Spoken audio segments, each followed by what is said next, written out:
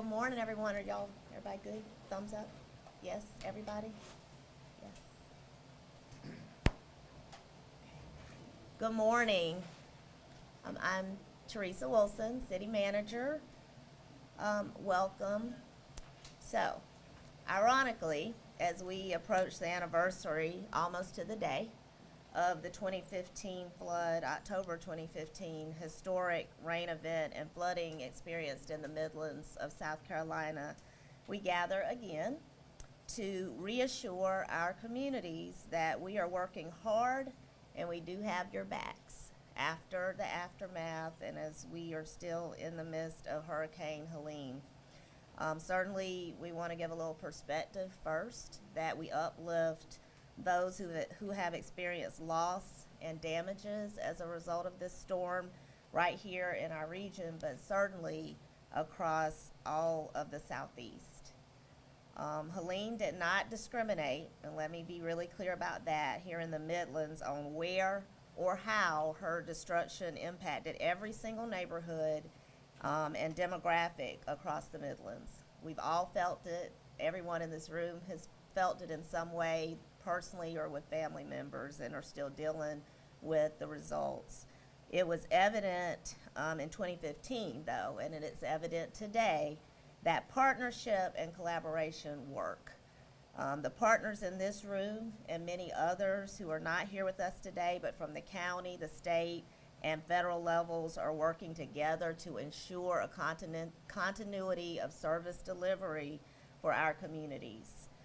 Two distinctions that I want to make really clear up front between 2015 and today. Mass flooding and the threat to our main drinking water source were critical issues in 2015. That is not the case today.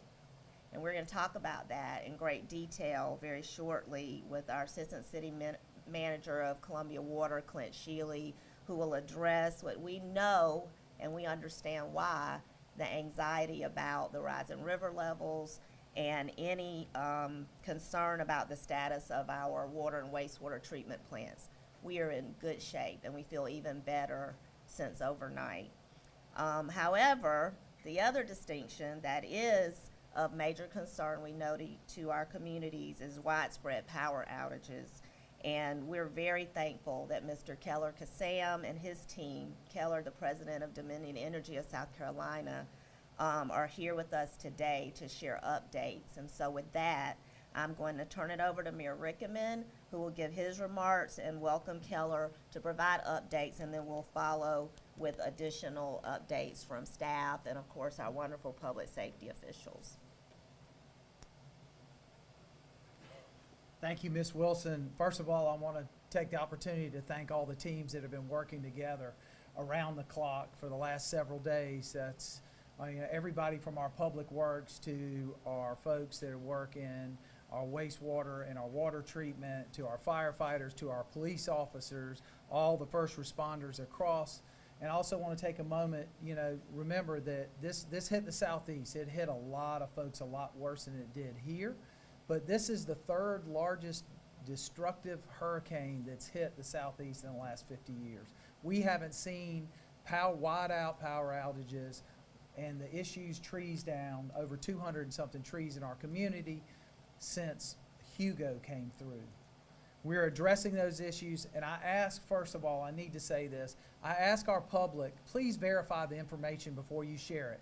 There are a lot of rumors going around about our drinking water and all types of things that are creating panic where people don't need panic. People are already suffering. They've damaged. They haven't had power in several days. We're working together to resolve that. But please do not spread rumors. Please do not spread information that you have not verified. It is detrimental. You're doing more harm than good. And I hope you'll listen to us on that. We have so many crews out there right now working. You see people all over, and I want to remind people, just because you don't see somebody outside your door or down your street, that doesn't mean that they aren't working across this city to bring back power, to make sure that everything's cleaned up and that we get back to a normal operating procedure across the city. That means people back in schools, that means people back at work, people with power. and food. We do have several places across the city that you'll hear more about that are open. If you need a shower, charging stations, a place to change clothes, or just to get out of the heat if you've got too much heat from being in your house. I know it's been very warm and humid over these last few days. But I also want to make sure that you know that we're working with everybody from our congressional district. I just got off the phone with Senator Scott, who is also helping, as former Mayor Steve Benjamin from the White House has reached out to make sure that we're getting the resources we need. We're coordinating all the way across all lines, but I think what we want to do is also allow you to have an opportunity to hear the updates from each one of our different departments. But I want to start off with Keller Kassam, who has done nothing but work hard with us, who has done nothing but share information with us, but I think he's going to give you a lot of details. When you have 90 plus transmission lines go down, that creates a problem that I don't know that we've ever seen in a storm since Hugo. So with that, I'd like to turn it over to Keller Kassam. Keller, thank you. Thank you, Mr. Mayor. First and foremost, I just want to send out our sincere regret to all of our customers who are there in the dark. Understand that our number one priority is restoring power. It's always a privilege to work with the City of Columbia, the mayor, as well as his council and staff to provide updates so they can be of service to you. One of the council members said he didn't want stones, he wants rocks. He wants details about where our crews are and what we're doing. So I'm going to try to give you some of those rocks. First thing we had to do is the mayor said we had transmission that was devastated through this storm. And understand, this is a Category 4. People talk about Hurricane Hugo. It also was a Category 4. And if you can imagine, Columbia is just like between McClellanville and Charlotte in the aftermath of Hugo. As this storm came up, and think, the energy bands went out 350 miles. Well, Tallahassee to Columbia is 292 miles. So therefore, as soon as it ran up the Savannah River, it released all of that energy this way. The rain, it went off to the west, but all the winds came over to the east. Right now, we've cleaned up all of the low country, and all of our crews are moving here. And then ultimately, when we clean up Columbia, and hopefully that'll be done by Thursday, estimated time of restoration, that everybody is back on in Columbia that can receive power. And when I say can receive power, what I mean by that is if you have a tree that has come in and torn down the weatherhead on your house, where the service line goes in, and it has pulled that weatherhead off your house, you need to get a certified electrician to come in there, repair the weatherhead, the meter can if it is damaged, and then we can come in and put that service line back up. So it's important that you focus on that. Now let's talk about safety, because that's most important before we get to the numbers and how I get down into the detail of the restoration and what you're going to see in the neighborhoods today. There have been a number of hospitals that have reported carbon monoxide poisoning. And Chief Jenkins will probably talk about that, but don't have generators in your house running any appliances inside. Don't have any grills where you're cooking inside. Carbon monoxide is an odorless, colorless gas, and it will kill you, so do not do that. Also, stay away from down power lines. There are a lot of power lines that are down. Stay away from them. You don't know if they're energized or not, so stay away. Assume they are energized, and keep your kids away from them as well. In addition to that, if there are any trees out there, a lot of chainsaws, people running, if you've got lines in those trees, understand, even if they're telecommunications and you've identified them, they're under great stress. Cutting trees is one of the most dangerous jobs our linemen perform from the standpoint of everything's under tension. And when you cut that limb, that cable is going to spring back and it can take your head off. So we started out here in the greater Columbia metropolitan area with 162,000 customers out. So what we had to do is get the helicopters in the air. We couldn't do that on Friday because the wind speeds were going too much. So we actually had 2 days. We had Saturday, we had Sunday, and then today. 3 days. Hurricane Hugo took us 18 days to have restoration. That won't be the case here, but just give you a comparison. We've had more transmission lines out in the state with Helene than we did with Hugo, to give you the magnitude. So we have to patrol. Once we patrol, we put the saw on the bottom of the copter. It goes out there and it cuts and gets these trees off the transmission. Then once you restore, and that's why people say, I didn't see any crews in my neighborhood. That's because they got to work the transmission. Then we got to work the substations, those fenced-in areas in your neighborhood that reduce the voltage to get to your homes. Then yesterday again, people said, I don't see any crews in my neighborhood. I ride around, I don't see crews in the neighborhood. Well, you may live 5 to 6 miles away from your substation. And we are worked yesterday on getting all the major circuits, tap level circuits on.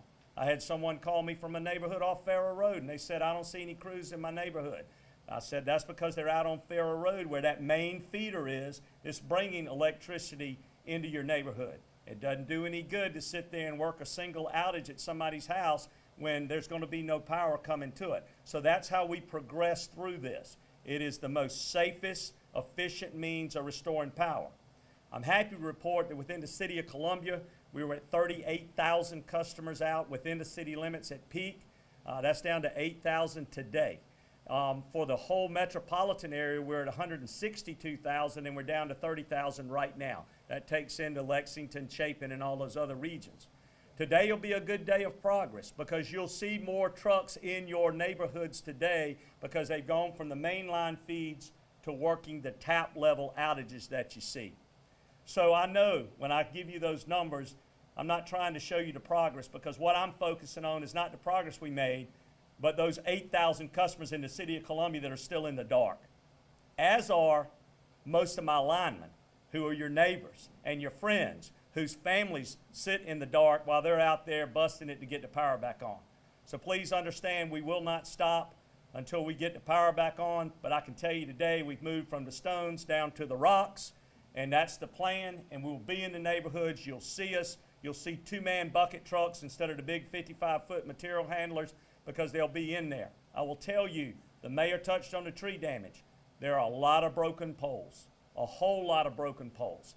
In addition to that, everybody says, well, undergrounding, let's underground all the lines. With all the uprooted trees, there's a lot of underground electric that's exposed and broken along the sidewalks that you'll see. We just want everybody to be safe. We ask for your patience. We're going to continue to work around the clock until the very last person has power restored. Thank you very much.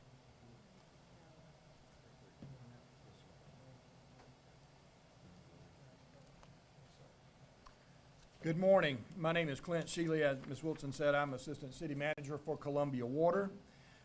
We've had a lot of concerns on social media and a lot of rumors swirling around that our water supply is threatened and that we're going to turn the water off or we're going to have to boil our water.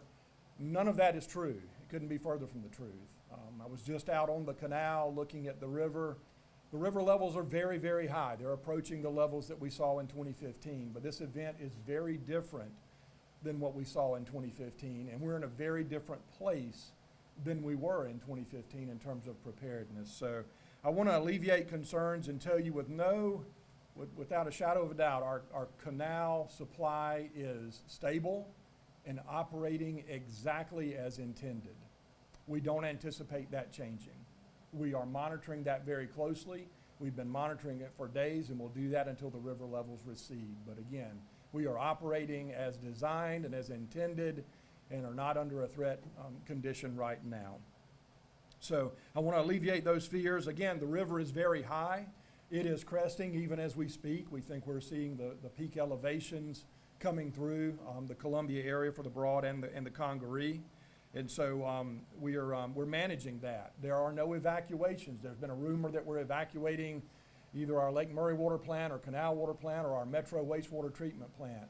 Couldn't be further from the case. Our men and women are working there right now, as they have been around the clock, as they do 365 days a year, 24/7. So we're there, we're operating, no evacuations happening. No need to boil your water. We have 0 customers under a boil water advisory right now. We'll typically issue boil water advisories if there was a treatment plant upset. We're seeing really high turbidities in the source water from the Broad River, but we're handling that. We have the equipment necessary and the treating compounds necessary to address that. And so the water quality leaving the treatment plant is excellent. No concern there in terms of customers needing to boil the water. And we don't, when I left the office just a few minutes ago, we didn't have any line breaks that would cause localized boil water advisories to be in effect. So we're doing really, really well there. This situation is, again, very different than 2015, although the river level is approaching what we saw in 2015. We had flow coming overland from the city, from the heavy rains, flowing directly into the canal. We didn't have the control over the head gates that we have. And every tropical storm media briefing that you've seen me at over the last 9 years, you've heard me talk about this interim but very robust solution of a rock dam that is in place in our canal itself. All those tools are still in place, and again, they're operating as intended, and things are working like they're supposed to. If anything were different, we would be letting you know. I assure you, we will be transparent, and we'll let you know the moment we know that something is different. Right now, everything is operating as intended, and we don't anticipate anything different. We did have a few customers, around 15 or so, out of water Thursday evening into Friday on Tall Pine Circle. We had about 100 foot of section of water main that was along the road. The road washed away. It washed away our infrastructure. Service was restored to those customers on Friday morning, and that service continues to those. So again, very, very isolated. In 2015, if you'll remember, we had widespread flooding that washed away a lot of our infrastructure, and so we lost service to a lot of customers then. That's not the case for this event. So those are some of the differences, but again, our interim solution for water supply working very, very well. So just want to reassure folks of that. We have obviously lost power at some of our water pumping stations out in the distribution system, and we're working with Dominion Energy and our partners at the co-op that supply power to those to get those back online power. We had generators in place, or either pulled generators to those sites, so that our customers never knew the difference in terms of pressure and supply. So let's talk a little bit about our wastewater collection system and metro treatment plant. We have seen unusually, really historically high flows. As the river increases, it has inundated our pump station that we have that's around the USC baseball stadium. We call it our West Columbia pump station. It's currently inaccessible by land, only by boat. So a lot of our collection system assets in terms of piping along the river is underwater right now. So really, really hard to assess whether we're having a sanitary sewer overflow or not. We know that we are taking a good bit of the river and conveying that then to the Metro wastewater plant. So very, very high flows coming to us. As the river recedes, we'll have a better understanding of any damage that has happened along the river to our wastewater collection assets. But again, we're operating. We're seeing very high flows at Metro. The river is starting to back up into the treatment plant, so we're not able to get the treated wastewater out. We're using every tool we've got to treat the wastewater and disinfect it. And so we're trying to minimize any harm to the environment that may occur there. Working with Department of Environmental Services, I was just on the phone with them before we stepped into the room. So they understand the situation that we and many others are in from a waste collection and treatment standpoint. So our primary focus right now is to make sure we don't spill sewer in the streets, in areas where the public might get to it, or back it up into your homes. And we're being successful in meeting that objective. So we plan for that to continue. I'll close with this. I want to thank our staff and team that's been working around the clock to keep water and wastewater services to our customers and to minimize any disruptions that you might have. If you do have a water service disruption or a wastewater issue, please call 803-545-3300, 803-545-3300. That's the number to call to report a non-emergency, and we'll have crews out and address your issue promptly. So, thank you.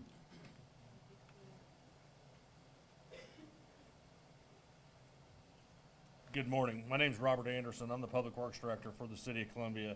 And I want to begin by thanking and stating how proud I am of our Public Works crews that have went out for the last 3 or 4 days as they try to reopen the roads and deal with some of the localized flooding. Our response continues, and it will include the cleanup process of our city to make it safe once again for everybody. So I'm going to give just a quick overview of what we've done so far and what we're kind of dealing with today. Our Forestry and Beautification Division's had a little over 200 calls for service with trees, limbs. So 21 of those currently have lines entangled on them. We know Dominion's working on them. As they clear them, we will return to clear the streets and make sure they're passable. Our crews continue to work today. We've got 5 that do not have power lines in them. 2 or 3 of them have been cleared since I've been here since about 10:30. And 20 roads are impassable right now due to the trees that are down in the roads. As they clear them, as they clear the lines, and some of these are not with lines in them, we will clear the roads. Our solid waste division started today by beginning to clean up our city. So it will take several weeks to clean this up. We will be working 6 days a week with those crews. What we do is ask for patience. You know, our roads are going to become narrow when people cut the debris and get it out there or clean up their yards. So, you know, try to respect your motorists. If the road becomes one lane of passing and stopping and letting somebody else go. We do have containers at 4 different locations. They are at Hyatt Park, Rosewood Park, Heathwood Park, and Woodlands Park. They're roll-off containers, and we've placed them there to allow people that don't want to wait for the trash guy to come by on their day, that they can take their yard debris that they rake up out of their yard and place it in those containers. Then we'll take those containers and dump them and bring them back to the site for the next few weeks. Once again, for the solid waste crews, we ask for patience. This will take a while to get to. So our street division really got busy Thursday with our localized flooding of streets. We put out a lot of barricades, but all of those closures that we had Thursday through early Friday have been rescinded on city streets. They're all open and ready to go. But with our flooding in the Broad River, we have been forced to close Lost Creek Drive. So Lost Creek Drive is closed at the Chestnut Hills subdivision, which is down off of Broad River Road. So we ask anybody that's trying to cut through Lost Creek at Broad River and Harbison, or Broad River and Lost Creek, or Hollingshed and Lost Creek, to take alternate direction. As the water recedes, I think Clint touched on it, that we are starting possibly, you know, with the water starting to recede. As the water recedes, with the flow that's been through our culvert there, we are going to want to re-inspect the culvert to make sure it's safe for passage before we reopen the road. So just because the water goes down doesn't mean we're going to reopen the road. We're going to need a couple days for an engineering firm to get in and look at structurally to make sure the bridge is safe for travel, and then we'll clean the road up also. So the street division will continue to assist forestry and our solid waste division in cleanup. Our traffic engineering division, as the power is restored to intersections, will continue to look at those intersections, make sure they're functioning properly, make sure that all the lights are functioning properly. There are still intersections that are out throughout the city. We can't stress enough to treat them as 4-way stops until the power comes back on. Have respect for everybody that's passing through there. And I will also reiterate, do not touch any lines down or think they're de-energized. We want the crews that are experienced to do this, and that would be Dominion, so we can come in and clear the road afterwards. So thank you. Thank you, Director Anderson, and good morning. My name is Henry Simons. I am the Assistant City Manager of Operations, and I'm here to give you an update on what the resources that we're going to provide, or we are providing our community. We have activated our temporary shelter at Greenview Park, which is located at 6700 David Street. We are actually in our 3rd day of activation for residents without power. The shelter has opened daily at 6 p.m. and will remain open until further notice. We have set up to accommodate 50 residents with the capacity to expand if needed. We have 50 cots available. That includes personal hygiene kits, linen kits, which includes pillows and blankets. Of course, residents are encouraged to bring their own toiletry items and additional pillows and blankets as needed. The shelter also has charging stations, Wi-Fi connectivity, games for kids, public use computers available, and we have the capacity to provide breakfast, lunch, and dinner throughout the duration of this event. We're actually available to serve dinner at Greenview Park this afternoon or this evening at 7 p.m. We encourage citizens to be aware of any elderly neighbors or individuals with medical needs that require electricity. We have several parks that are open. We released that to you all earlier this morning about the availability of our parks, and encourage them to use those areas as charging stations as well. If you don't desire to remain overnight, please feel free to come and charge your devices, utilize our open park facilities throughout the day. We do have an additional location where we can provide showers, which is the Charles R. Drew Center, located at 2101 Walker Solomon Way here in Columbia. And this center will close actually at 6 p.m. This evening. If you have any questions or you are seeking shelter at our temporary shelter location, please call our customer care center at 803-545-3300. In addition to that, we've heard some concerns regarding the ability to acquire fuel throughout this region. I want to assure you that our Fleet Services Division within the City of Columbia has been in contact with our fuel suppliers, and they're not experiencing any issues with receiving and delivering fuel. So we are good in terms of fuel capacity at our 3 fueling stations in the City of Columbia. We actually have confirmed that one of our vendors will deliver fuel trucks tomorrow morning. So we are good in terms of capacity at our fueling stations. Again, if there are any concerns, if there's a need for temporary shelter, please notify us and we will assist as needed. Thank you. At this time, we want to hear from our public safety officials. It's so critical, we know, to reassure the public during times when individuals may be displaced from their homes, that we are keeping this city and this county safe and secure. So I'd ask that Chief Jenkins come up to speak first, but that all three I call them the 3 Musketeers, that Chief Holbrook and Chief Jenkins and Sheriff Locke come up together, and all of them will give you comments from their perspectives.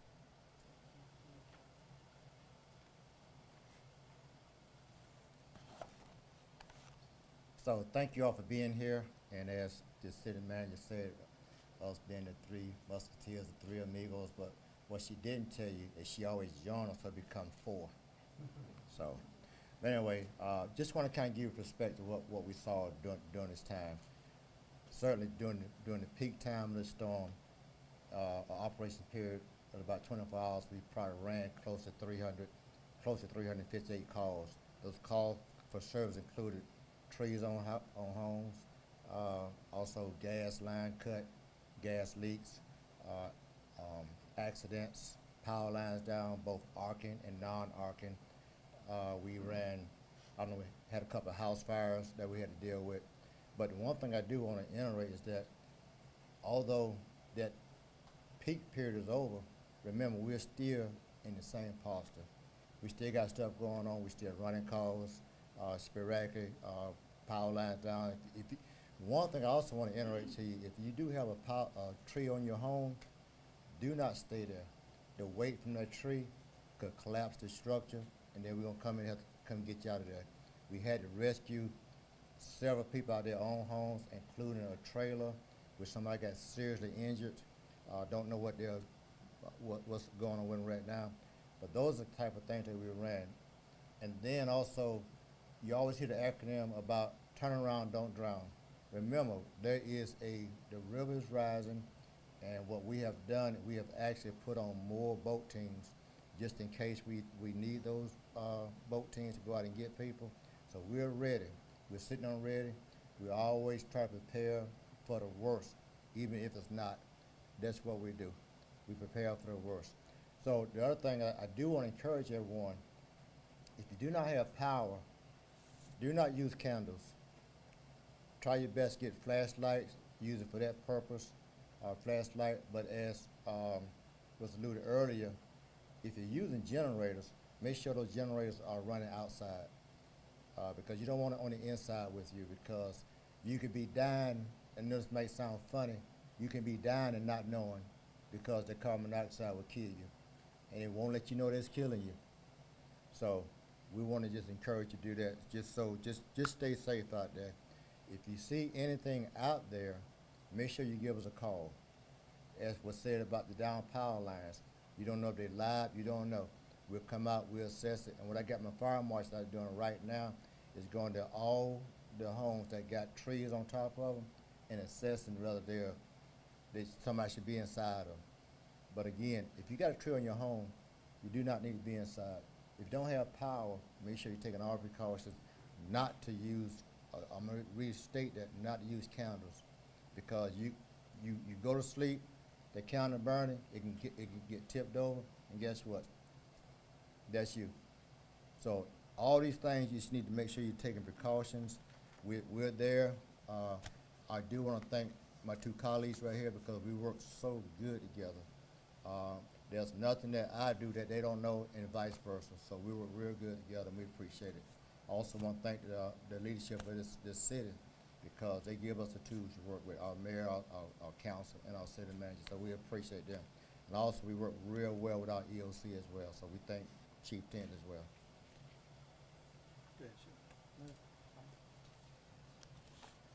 I know my place, that's one of the first times he would acquiesce to me going first. Good morning. Before I give some remarks, I do want to comment that it's incredible the difference between 2015 to today. Our partnerships have always been strong, but this team that the city manager has assembled just impresses me all the time when we have to spin up for critical incidents. But after 2015, Ms. Wilson prioritized emergency management and response and was supported by our elected officials, and they have continued to support that priority, and you're standing in a place that is a result of that priority, and it's what allows us to do our job at maximum efficiency, and I'm so appreciative of that and to be part of this team. I would start by saying thank you to our citizens. They've been incredible in this difficult time. We've seen just dozens and dozens of acts of citizens helping citizens, and that is always inspiring. They have stayed off the roadway for the most part, which has helped us be able to respond to protecting property and responding to emergencies. And then I would also say thank you to our officers and all of our city staff.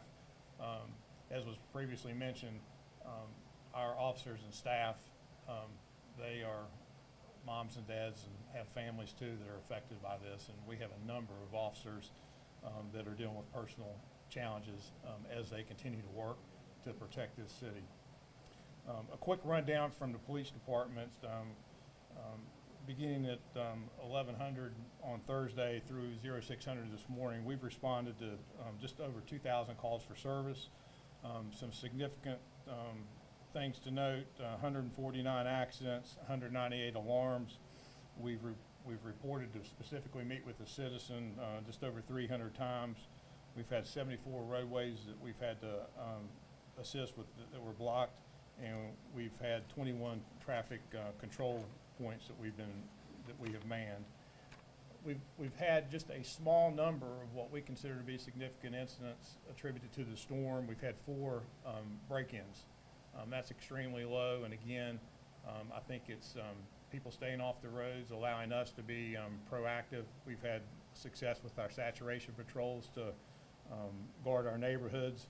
We made arrests in each of those break-ins, and one of them included two locations where businesses were damaged and people went into businesses. One was after a fire, and we made apprehensions in those.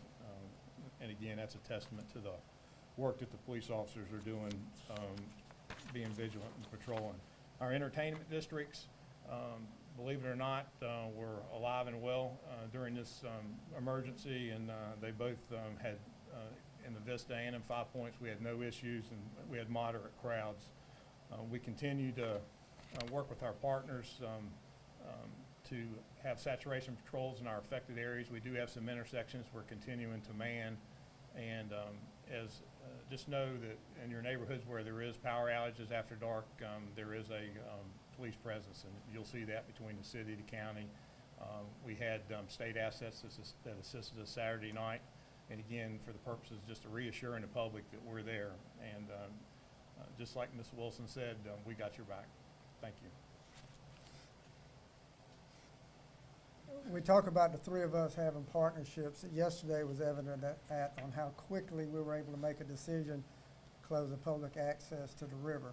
Chief Jenkins called me. We both agreed that something needed to be done. It was done very quickly. In 2015, we worked very closely together, and we continue to do that, and you will see that. As far as the Sheriff's Department, our call volume has been very low when it comes to crimes. We've answered a lot of calls from people that needed help. We had deputies, a chainsaw crew that went out and cut trees and cleared some of the roads, which is, people say, well, why are you doing that? That's something that we can do. We have people trained that. With the schools being closed, that gives us 107 deputies that we can put out in the community, so you will see high visibility. I think is very important. That reassures people.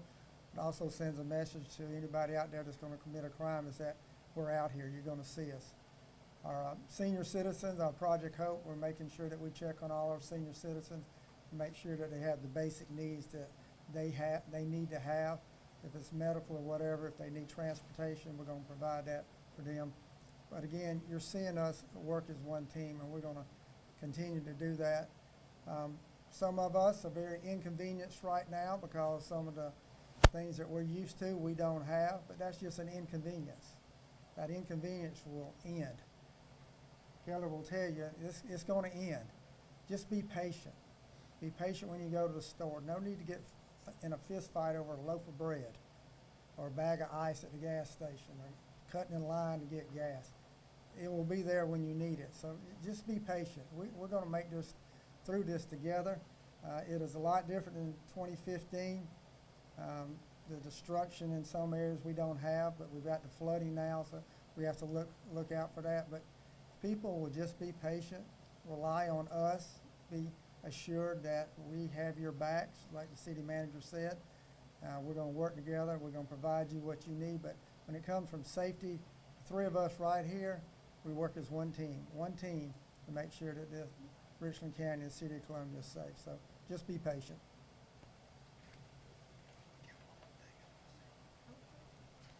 So, every time when you talk, you kind of neglect to make mention of things. I do want to let you all know that our firefighters were super. I mean, they really rose up to the occasion. They worked all night with no sleep. A lot of them stayed on the next day to make sure that you all were safe. They put themselves in harm's way. Even one of our trucks, I know you heard about the firefighters that died when the tree fell on their truck. Well, we had a tree hit our truck as well, but by the grace of God, they okay. So I just want to give kudos to my firefighters, all of them they just work so well together. So I just want to make sure I mention that. Yeah, Chief Jenkins is right. It goes without saying all across this city and county, public service is where it's at. Our first responders are working so hard.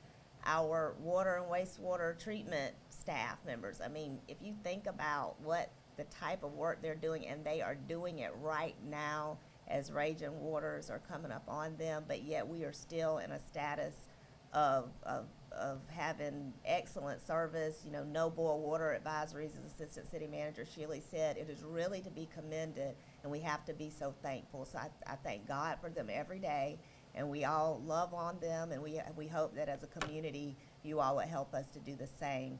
I certainly wanted to recognize our two council members that are with us, Councilman Peter Brown and Councilman Tyler Bailey. I didn't know if you all wanted to say anything.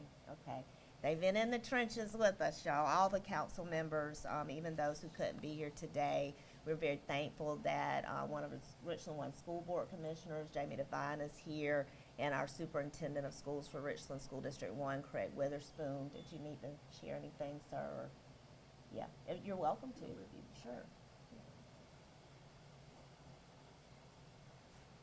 Thank you. Craig Witherspoon, Superintendent, Richland County School District 1. And first of all, I would like to thank all of the folks up here. Because as a school system, we're a people business. We operate with a little over 4,000 individuals that are the families, that are the individuals that are impacted. So just as our emergency services individuals go out and about and check, we have staff that do the same thing. Our operations staff, including transportation, IT and the like, security, they go and check schools. Is there power up? Is there not? Full power, partial power? Are the freezers okay for food items and the like? And they are also the same individuals that are without power, that are without food and those types of things. So my hat goes off certainly to those individuals here but also to our staff that steps up every single time. So over the weekend, we had approximately 15 to 16 schools either without power or partial power. And Dominion Energy, we've stayed in contact with them. We still have a number of schools right now that they're still trying to get power up. Some damage to some schools with trees falling, some awnings that have fallen, and folks are continuing to work. I certainly want to thank and recognize Sheriff Lott, Chief Holbrook, because again, we work together. So as we had to close school, not only because of power and the like, but we also assessed our staff, our transportation fleet, our custodians, everyone, and going in, one of the main reasons for not having school today was the fact that almost 25 to 30% of our bus drivers could not get to work. And we triple route our buses. The same drivers drive for high school, elementary, and middle, and they could not get to work. So even in a perfect situation, we need certain amount of staff to be there to transport, because the majority of our students ride buses. We assessed schools with staff as well, and a number of staff not only live in our Richland One footprint, but they live in footprints all over the Midlands. So as we assess staff and what would those staffing levels be today, the decision was made certainly yesterday that we could not safely have school with the supervision that was needed. Same goes for e-learning. We have that capability to operate remotely, but because of power outages and the like, we did look at e-learning again on Friday, but that was not an option for us today, and we will continue to work through that. All of the superintendents in the Midlands continues to talk and discuss, receive some text messages as we were here in terms of what their plans are moving forward. And we do the same in Richland 1, in communication with Richland 2, Richland X5, and all in the county. But we will continue to assess staffing and how those things will impact how we move forward. And we look forward to some announcements in that regard later this afternoon as well. And again, I just want to end by what I've started. I certainly appreciate all of these departments, because we all depend on each other. The firefighters, first responders, they have students in our schools.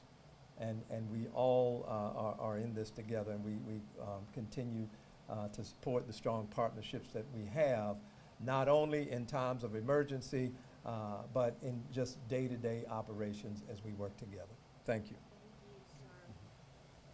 Harry, our emergency management director, Harry Tinsley, he's the glue. So did you need to share anything? Thank you, Harry. Thank you to all of our city staff, back of the office functions that support everything that we're doing. I want to make sure Mayor Rickaman can close us out, and then we'll do question and answer. Even since we're being here, a testament to our community. Sarah Fawcett with the United Way of the Midlands wanted us to get information out just quickly that they're working with the partner agencies as we speak to determine immediate needs. The Volunteer Center is gathering volunteer needs and opportunities, and we'll push that out to the community this afternoon. United Way and Central Carolina Community Foundation are collaborating on a Midlands Relief and Recovery Fund. More to come soon on all of this. I this morning was getting calls about folks who, had lost their food supplies as a result of having power outages, and what could they do. So we're hoping to work with our community partners to address these issues. And I know Mayor Rickaman may have some additional volunteer information that he's been receiving. So it's a team effort. And together, we are Columbia, as we like to say, but we're Columbia, we're the Midlands, we're going to work through this together. And patience is a virtue. It's very difficult. We know that. But we also want to be transparent, and we will come back later in the week if we need to give further updates. So with that, Mayor Rickaman, do you want to have some closing remarks? Just want to say thank you for everybody being here. Thank you for our partnerships here. We thought it was very important to share this information with everyone. over the last several days, I've been able to be in every part of this city, talking to residents, talking to our elected officials, school board members, everybody, making sure that we're sharing the information and we know what's happening. We know trees are down everywhere from Hendrick Street in North Columbia to Kilburn Drive to Claremont, out in Delverton. A lot of places have been hit across the city. This is a widespread storm, and we're going to continue to work together to make sure that we get power, all your utilities, and the city cleaned up to be back to being the capital city, and that's our commitment. I also want to share that the Broad River Business Alliance has been collecting donations of everything from Gatorades to essentials like toilet paper and other things to help distribute. They distribute a trailer load of water yesterday to folks that may need that in their house. There are lots of resources out there. If you need something, let us know. We're here to serve you, and we're going to continue to work together to get through this and become stronger for it. Thank you. Questions? Any questions? With the concrete pressing, is there a possibility of any of the bridges, maybe the Blossom Street or the Main Street Bridge closing? Yep, I'll let, as certain questions, we'll bring up the right folks to answer those. So Clint and Robert, y'all wanna take it? So certainly wouldn't want to speak for DOT, but you know, this river level event will probably be the 7th or 8th highest in history. For context, 2015 was the 6th highest, I believe, in recorded history, and so those bridges are designed to withstand these types of flooding events. So I'd be shocked if there were any closures or damage to the bridge abutments themselves. Best directed to DOT, but certainly as a city, we don't have any plans to do that. We'll certainly be in contact with them. Thank you. Another question for you as well. We've gotten reports of several sanitary overflows. Just wanted to know about the preventive measures taken to keep that from happening. And then is there anything that we can do to keep that from happening in the future as well? Yeah, certainly. We've been issuing our sanitary sewer overflow notifications since last Thursday when we began being inundated with rain. We did have a few isolated sanitary sewer overflows that were associated with power disruptions to some of our lift stations. We were able to pull in generators and get those back going and address those. We've had some collection system issues, debris, line blockages, those sorts of things that you might get whenever you have a high flow event. And then we've had those river issues that I spoke to. And again, hard to quantify any volume or impact right now because everything's underwater. So we're placing out the notifications that these things are occurring, and we'll follow up with additional information as we know more. Where it has happened, where sanitary sewer overflows, and there really have been, I'd say, I would characterize it as minimal in comparison to the magnitude of precipitation that we had on Thursday and into Friday. We've had crews out doing the cleanup efforts and making sure that any debris is cleaned up, that lime has been spread, and things have been disinfected appropriately, so there's no threat to the public. Again, where we're seeing capacity issues are areas that are closer to the rivers. Gills Creek Basin had a few during Thursday and Friday's high flow event from that what looks like it'd be a 100-year rain event that happened in Gills Creek, and Gills Creek coming out of the banks as it did. So those have been addressed, and we're monitoring the system very closely and are taking action to address when we do have those. And as I mentioned earlier, we're doing everything possible to make sure we're collecting that wastewater and funneling it toward our treatment plant and making sure that we don't have overflows where the public could be exposed to sanitary sewer. We're seeing a lot of infiltration and inflow of river water into our collection system. Therefore, the flows are very, very high, and it's one of those type of events that really hard to design for. And I know you also touched on supplying to neighboring jurisdictions. Has the water supply at all been under pressure since Helene hit? Absolutely, yeah. We've had the only service interruption that we've had that's of any significance was on Tall Pines, those 15 or so customers that I mentioned on Thursday evening into Friday with that section of road washing away.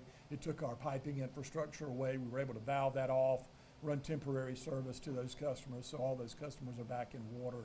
right now, we're continuing to supply water to our wholesale customers. We don't have anybody assisting us in terms of water supply, but we're continuing business as usual in terms of distributing drinking water of adequate flow and pressure to our customer base.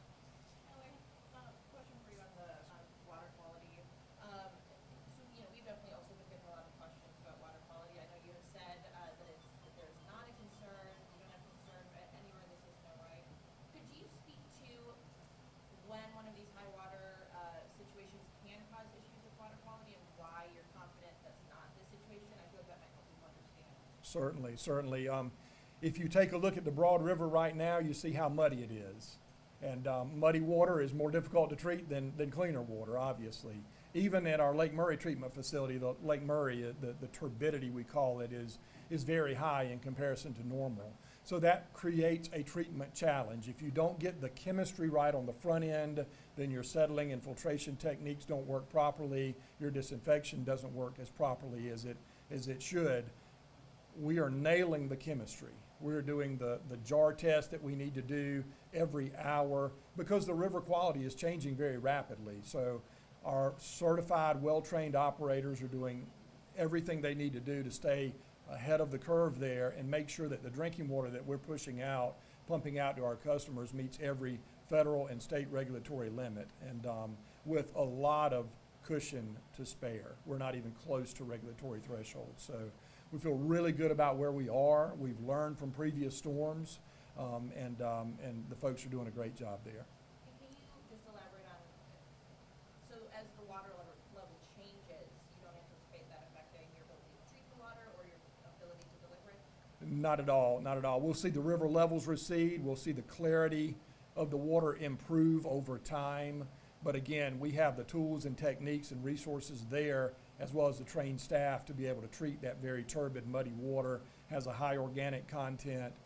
It's unusual that we see these types of events, but we're ready for them and are handling them adequately. Thank you. Yes, sir. Can you elaborate on the closure of the boat ramps? Yeah, we don't need anybody on the river. One, we don't need to be spending our time out there rescuing people out there playing. This is not a time to be playing, not a time to be on the river to do any recreation or sightseeing. So that's why we close the boat ramps, that it's not safe right now with the water the way it is. If anything happen out there, who got to go out there and get them? The first responders got to go out there. And as Director Tinsley can tell you, that water is nothing to play with. So that's why the decision was made to close those boat ramps. We don't want anybody out on the waters. For those families that may need to leave their residence for one reason or another, but they're afraid to leave because they have pets, animals, any recommendations of what steps they should take?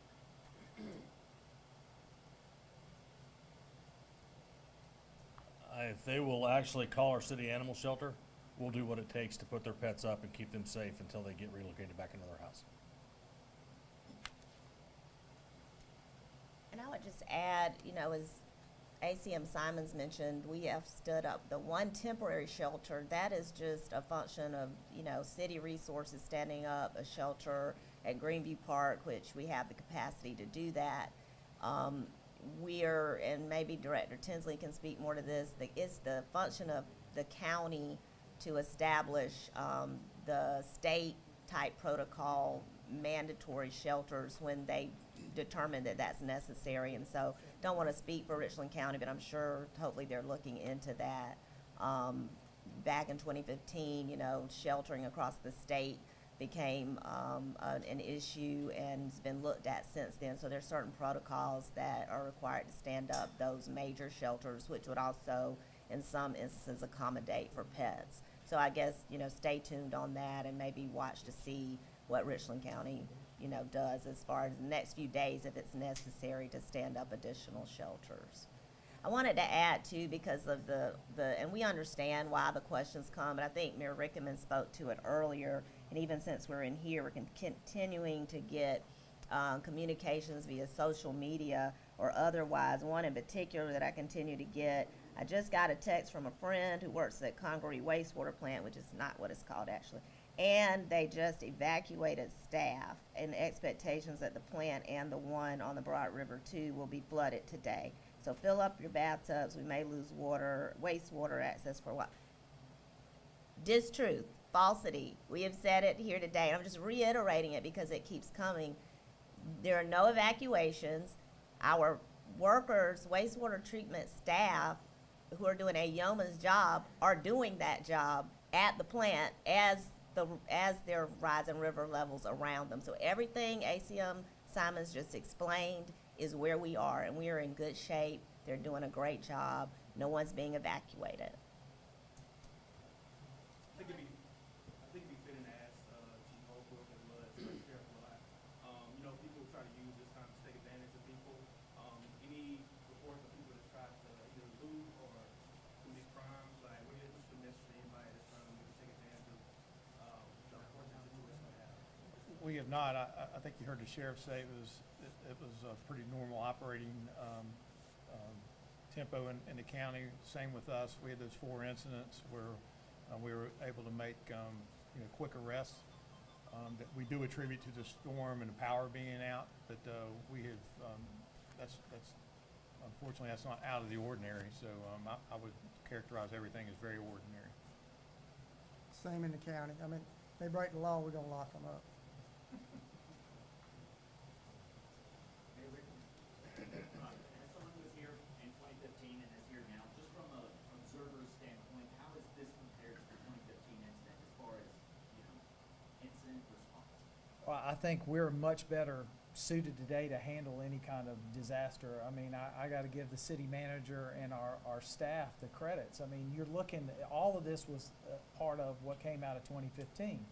You know, even how we operate our wastewater plants, our water plants, the redundancy that we built in, the protections, and, down the road as the canal gets completed here shortly, we're going to have another alternative water supply as well. So all of that stems from 2015.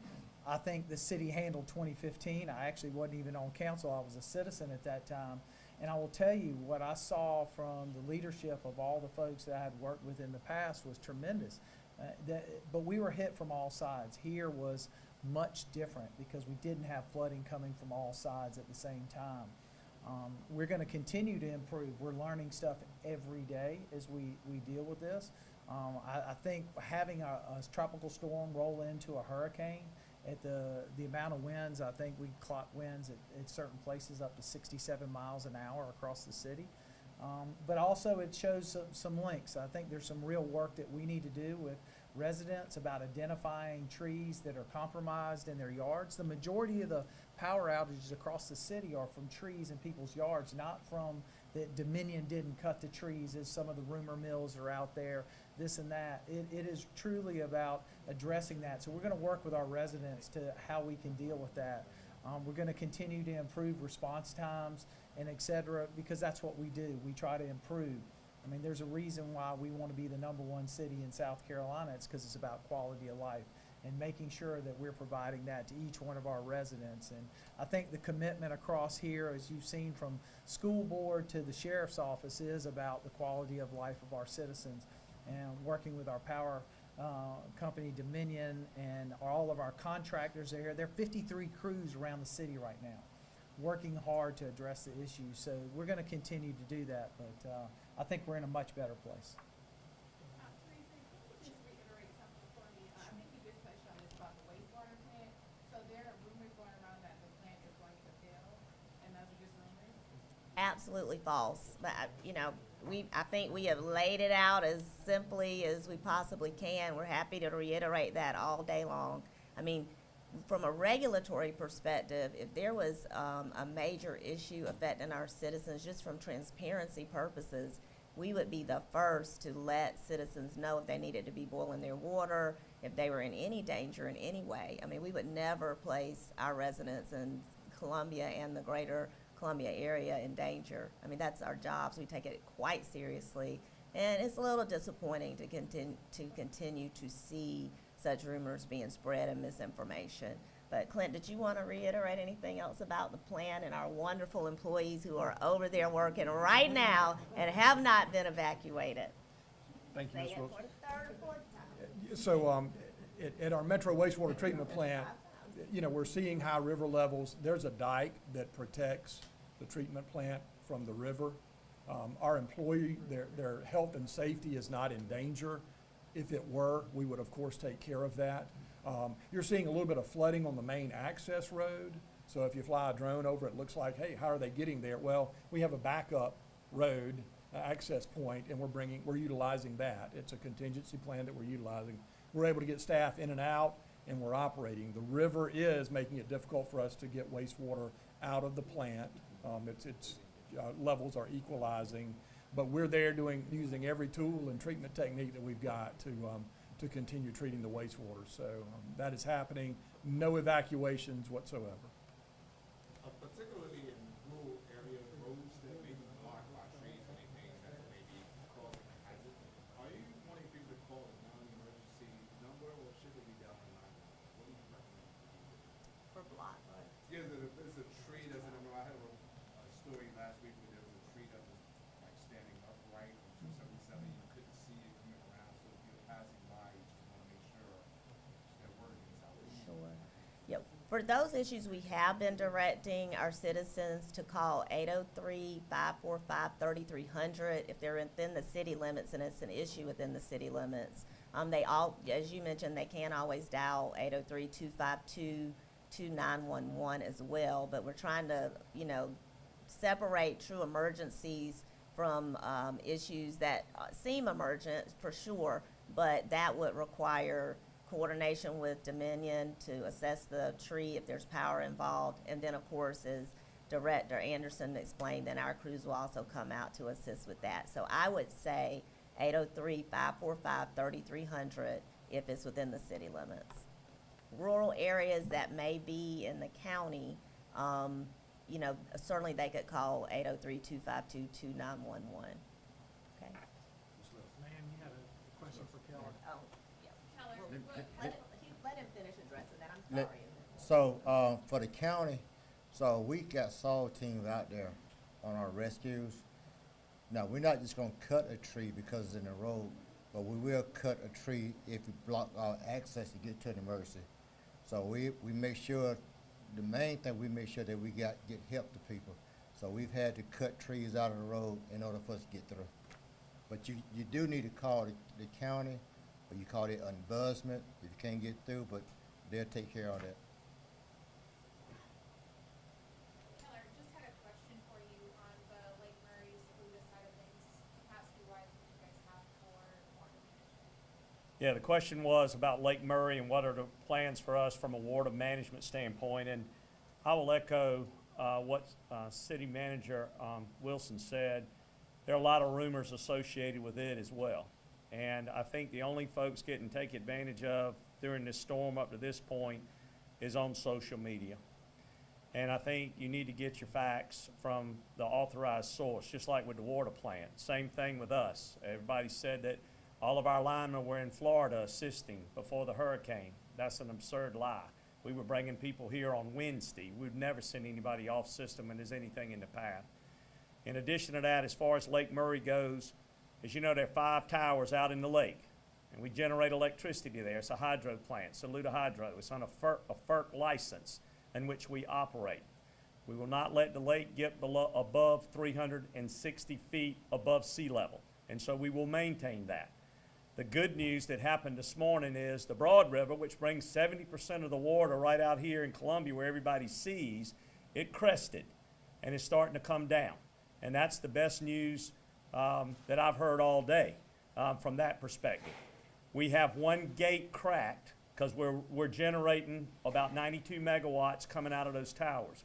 We have one gate that is currently cracked because one of the towers is in maintenance because we're doing the maintenance. People saw the crane up there and everything. So it's under maintenance. So the only water that we're releasing is equaling what the output would be if that unit was on. I talked to our hydrologist before I came over here because I knew, and that's a great question you're asking, and everything is stable right now, and we will be releasing no more water than what we're releasing right now. We will continue to monitor. We'll continue to see what comes into that watershed from Greenwood coming down. But Greenwood has reduced their spillage as far as what they're sending down because all that goes into Lake Murray. And understand this, we ought to be glad Lake Murray is up there. When this whole event started, I want to point out that Lake Murray was 356 feet above sea level. It's now at 359. So it's been a catch basin for all the water that has come. If it was not there, you'd see a heck of a lot more water that would have flown, flowed downstream. So, great question. You know, we're focused on power, but we're also focused on that water and managing Lake Murray in that regard. And those are kind of the limitations we have on the 360. But fortunately, the broad is crested, it's normalized, and our flows have normalized coming out of Lake Murray, and we don't anticipate any changes in that regard.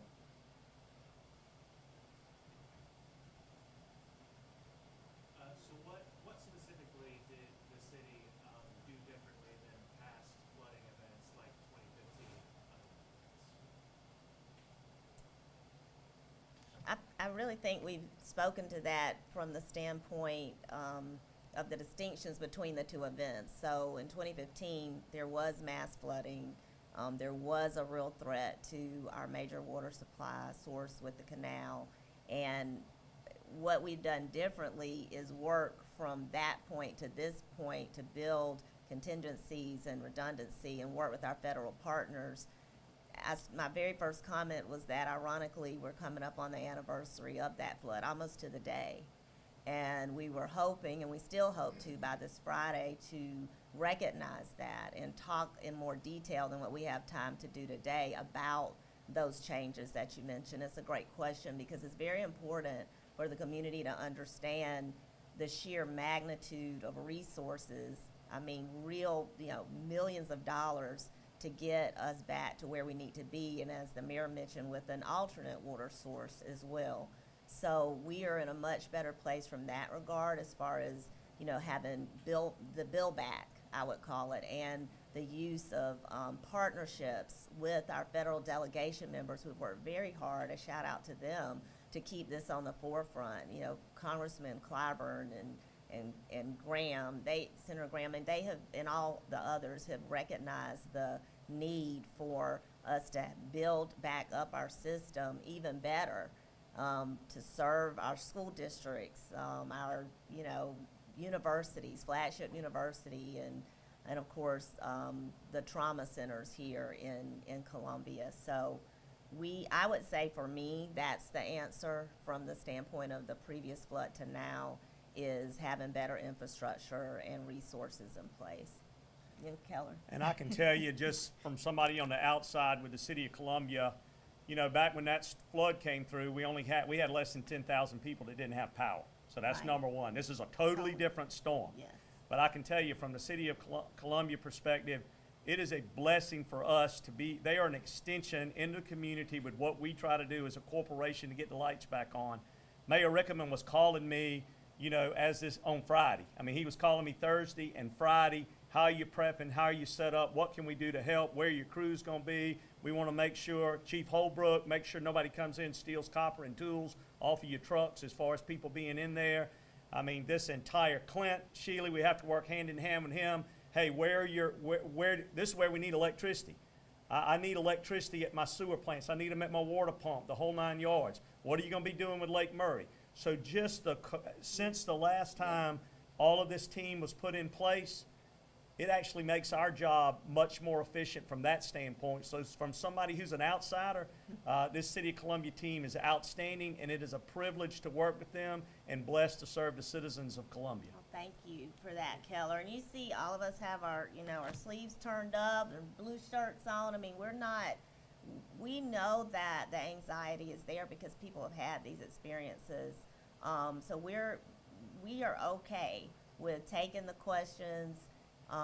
Definitely gonna always give you the facts, and so we were hearing things that aren't factual, don't take it any kind of way, but we're gonna correct those things because it's very important, and that's why we use our media partners as well to help us push the right information. So transparency is key. As I said before, we'll be back up here, and I cannot thank Keller and Dominion Energy enough for standing with us today. With that, we'll close it out. Anything else? Thank you so much.